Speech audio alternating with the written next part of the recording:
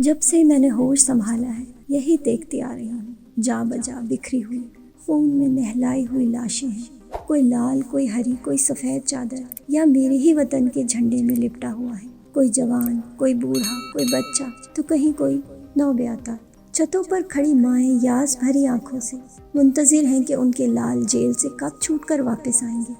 کہیں اپنے ہی ہاتھوں اپنے ہی لختے جگر کو قبرستان بھیجتی ہیں کیونکہ ان کا باپ وہ تو پہلے ہی جا چکا تھا۔ کہیں باپ کو کاندھا دینے کے لیے بیٹا نہیں ہے، کہیں بیویاں دروازے تکتے گلیوں میں بے آبرو ہو رہی ہیں، کہیں ردائیں تار تار ہو رہی ہیں، کہیں کمسن بچیوں کی زندگی برباد ہو رہی ہے، کہیں نظریں ہی چھین لی جا رہی ہیں، یعنی ظلم کی کوئی انتہا نہیں رہی۔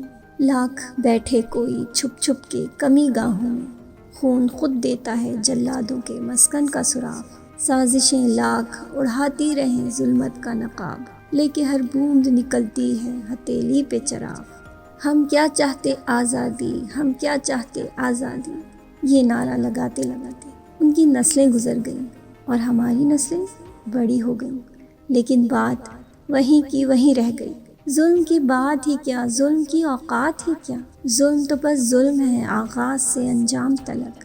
خون پھر خون ہے سو شکل بدل سکتا ہے، ایسی شکلیں کہ مٹاؤ تو مٹائے نہ بنے، ایسے شعلے کے بجھاؤ تو بجھائے نہ بنے، ایسے نعرے کے دباؤ تو دبائے نہ بنے۔ وہ چناروں کی وادی میں رہنے والے اپنی آزادی حاصل کرنے کے لیے کب سے قیمت دے رہے ہیں، اپنی سانسوں کی، اپنی عزت کی، اپنے خون کی، اپنی نسلوں کی۔ اور اقوام متحدہ سمیت وہ تمام جو ہر بات پر انسانی حقوق کے علمبردار بن کر آ جاتے ہیں، پتہ نہیں اس معاملے میں کہاں جا سو رہے ہیں۔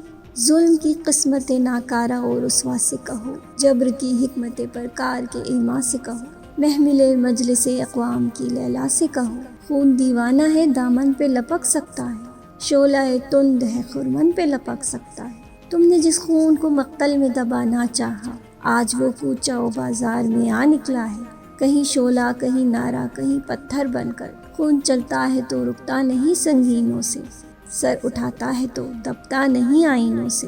ظلم پھر ظلم ہے بڑھتا ہے تو مٹ جاتا ہے، خون پھر خون ہے ٹپکے گا تو جم جائے گا۔